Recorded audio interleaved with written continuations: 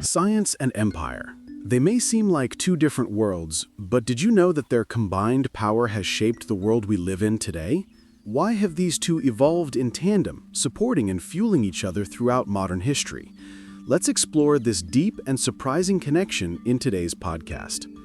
Welcome back to the 70,000 Years Secret of Humankind, where we continue our journey into the great story of Sapiens. Today, we delve into one of the most important chapters in modern history, the powerful union of science and empire. A seemingly unrelated alliance, but one that was the most powerful force in propelling Europe from a relatively backward continent to global dominance. In previous episodes, we've talked about the scientific revolution, the shift from believing in ancient texts to accepting ignorance, and the desire to explore. We've also talked about the rise of capitalism, an economic system based on faith in the future and the ability to create wealth through investment and credit. Today, we'll see how these two forces, along with imperialism, created a never-ending cycle of discovery, conquest, and innovation. 1. The European difference, a desire for discovery and an admittance of ignorance. Before the 15th century, many of the world's great civilizations, from the great Ming dynasty of China to the flourishing Islamic Empire, viewed themselves as the center of all knowledge. They had detailed maps of the known world, but often had little real interest in foreign lands, beyond the realm of mere trade or defense. For them, most important truths had already been discovered, and the main goal was to maintain the existing order, not to break it down in search of something entirely new. But Europe was different. After centuries of isolation, of being seen as the fringes of the world and in many ways inferior to Eastern civilizations, Europeans developed a unique willingness to admit their ignorance. The key to the scientific revolution was not the discovery of some new truth, but the acceptance that we don't know. It was this awareness of their own inadequacy that drove them to seek, to question, and to discover. This was most evident on their maps. While Chinese maps of the time often depicted China as a large central landmass surrounded by small vassal states, with distant lands vaguely imagined or based on legend, European maps were littered with vast blank spaces, the words terra incognita. These blank spaces were not omissions or indifference. On the contrary, they were invitations, challenges. They were evidence of a new philosophy. The world was vast and unexplored, and man had the ability and the responsibility to go out and find out. This thirst for discovery was not limited to mere knowledge. It was closely tied to the desire for power and wealth. Explorers, funded by dynasties and later by capitalist companies, set sail not only to map the world, but also to claim sovereignty, searching for gold, silver, spices, and other precious resources. It was here that the marriage between science and empire began to take shape, a symbiotic relationship in which each provided the other with what it needed to thrive. Science provided the power and tools, and empire provided the impetus and vast financial resources. 2. Science in the service of empire. Knowledge is the power to conquer. For an empire to expand and maintain power over distant lands, sometimes halfway around the world, it needed knowledge, accurate, practical, and applicable knowledge. Science provided these essential tools and insights, transforming imperial projects from daring adventures into calculated, less risky, and far more effective campaigns. Navigation and cartography, expanding vision, expanding power.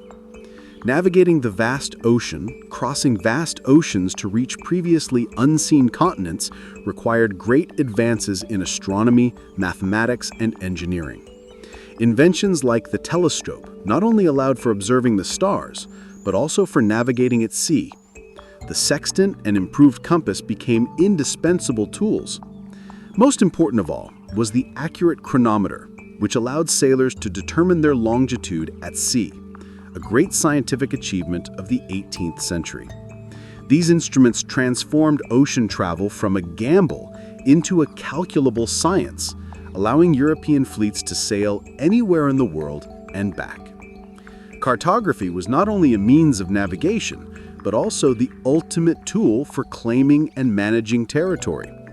Each expedition required detailed maps, noting coastlines, rivers, mountains, settlements, and potential resources. These maps were not only military and administrative tools, but also propaganda, asserting imperial control over the newly discovered lands. They were the basis for establishing trade routes, setting up military garrisons, and allocating land to settlers. It was impossible to talk about imperial expansion without mentioning Europe's overwhelming military might. Science revolutionized warfare, giving European powers an overwhelming advantage that other civilizations could not match. From improving cannon casting techniques, developing more efficient gunpowder, to designing warships that could carry more cannons and move faster, all were based on scientific research and the application of technology. The advent of steamships in the early 19th century was a major turning point. These vessels could travel up rivers, transporting troops and weapons deep into African and Asian continents, places previously inaccessible to sailing ships. Later, the machine gun, a product of advanced technology, became a symbol of imperial power, allowing small groups of European soldiers to kill thousands of native warriors in minutes. A typical example is the Opium War, 1839 to 1842. Between Britain and China. The British fleet of armored steamships and modern artillery easily defeated the Qing dynasty's junk fleet, forcing China to open its markets and cede Hong Kong. This is the clearest evidence that military science and technology became the decisive factor in establishing and maintaining imperial hegemony. Medicine and health survive and thrive in the new land. The conquest and settlement of tropical lands brought with it enormous health challenges for Europeans. Tropical diseases like malaria, yellow fever, and typhoid could devastate armies and settlers more quickly than any native army. Medical science played a key role in the search for cures and prevention. The discovery of quinine as an effective malaria treatment, derived from the bark of the cinchona tree, in the 17th century, and its widespread use from the 19th century, helped Europeans survive and maintain a presence in harsh climates like Africa and India. Quinine not only saved the lives of millions of soldiers and civil servants, but also allowed military campaigns and resource extraction to continue uninterrupted by disease. Botanists and pharmacists accompanied expeditions to study native medicinal plants, contributing to the development of modern pharmaceuticals and helping empires consolidate their control. Economics and resources, efficient exploitation, maximizing profits. Science also helped empires find and exploit resources more efficiently. Botanists were sent to the colonies to identify high-value crops such as rubber, cotton, sugarcane, coffee, cocoa, and find ways to optimize their cultivation. For example, the British introduced rubber trees from South America to Southeast Asia and planted them on large areas, creating a huge industry that provided essential raw materials for the Industrial Revolution. Geologists were tasked with exploring mineral deposits, gold, silver, diamonds, coal, oil. Scientific knowledge of soil, climate, and production processes optimized farming and mining, bringing huge profits to empires and fueling the development of the capitalist economy in Europe. 3. The science funding empire, money, opportunity, and the drive for growth. In contrast, empires provided a vast amount of resources for science that no dynasty or academic institution could match. Science, especially experimental science, is expensive. It requires laboratories, instruments, manpower, and most importantly, funding for long-term exploration and research. Finance, the backbone of every discovery. Scientific and military expeditions were very expensive. The empire and its associated capitalist companies, such as the British East India Company and the Dutch East India Company, provided ample financial resources. They invested in shipbuilding, equipping expeditions, and paying scientists, sailors, and soldiers. In return, they expected huge profits from new resources, new trade routes, or expanded territory and markets. For example, Captain James Cook's voyages were funded by the Royal Navy and the Royal Society. Or expeditions deep into Africa, such as that of David Livingstone, were often supported by geographical societies and philanthropists with a dual purpose: scientific exploration and opening the way for imperial influence, missionary, commercial. Opportunity and data, global lab. Colonies were giant laboratories for scientists. Botanists could collect thousands of new plant species, catalog them, and classify them, thus contributing to the advancement of botany. Zoologists could study unique animals, geologists could explore previously unseen geological formations, and astronomers could set up strategically located observatories to study the heavens. Furthermore, anthropologists and linguists had the opportunity to study the diverse cultures and languages of indigenous peoples. This vast amount of data enriched the scientific knowledge base, spurred the birth of new sciences, and challenged old theories. European museums were filled with specimens from all over the world, becoming centers of research and classification. Political and economic dynamics, the race of the great powers. The fierce competition between the European powers, Britain, France, Spain, Portugal, the Netherlands, Germany, created a strong impetus not only for imperial expansion but also for science. The nation with more advanced technology, more accurate maps, more powerful weapons, and more effective medicine would have an advantage in the race to expand its empire and control global trade. This motivated governments to invest heavily in scientific research and the development of new technologies, seeing them as an essential part of national strategy. Science was no longer an isolated activity, but an important strategic tool. 4. Outstanding examples of close symbiosis. Voyages of James Cook and the British East India Company. Captain James Cook, one of Britain's greatest explorers, made several voyages of exploration in the Pacific Ocean in the late 18th century.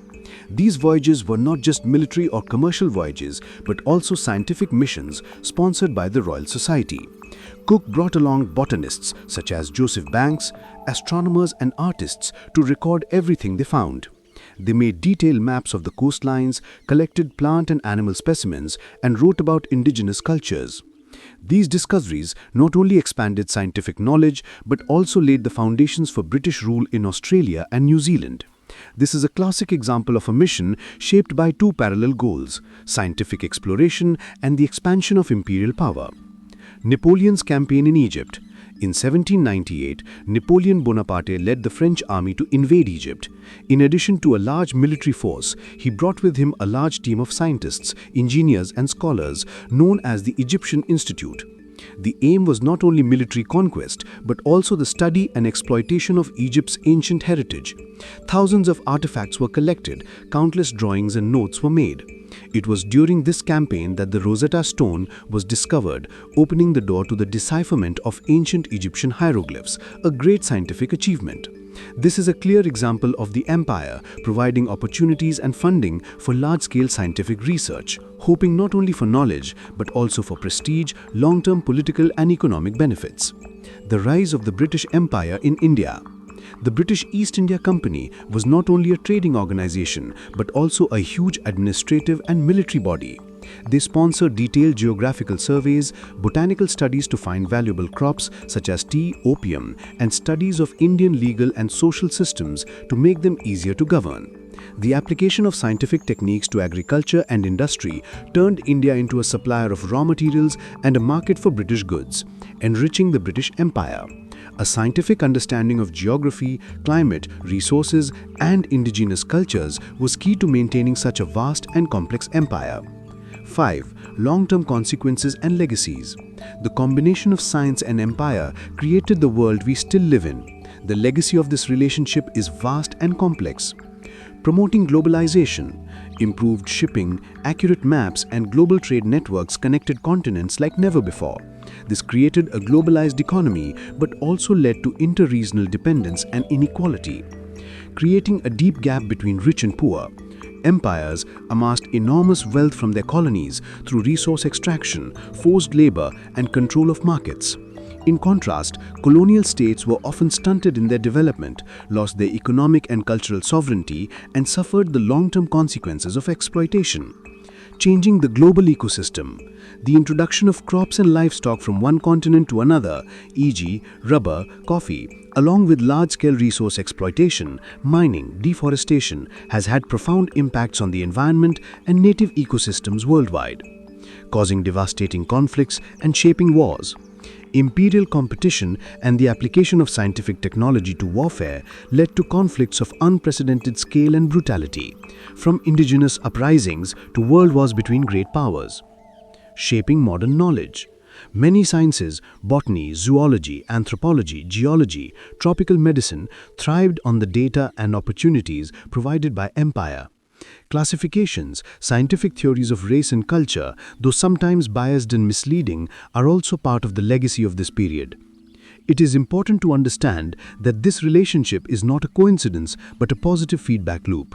Science provides the tools, knowledge, and innovation for empire to expand, govern, and exploit. Empire, in turn, provides the financial resources, opportunities for exploration, and political incentives for science to flourish. Both are driven by a belief in progress, in the possibility of conquering the unknown, and in the power of knowledge to change the world, often in favor of the powerful, shaping a world order we still face today. So we have seen how science and empire have gone hand in hand, creating a new era of domination and discovery. This complex relationship has unleashed an unprecedented wave of technological innovation. But have these inventions always brought peace, or have they simply changed the nature of war? How have inventions from the machine gun to the atomic bomb, from the internet to artificial intelligence, reshaped war and peace? In How Inventions Change War and Peace, we delve into this complex question, exploring the upsides and downsides of technological innovation throughout human history. Don't miss it.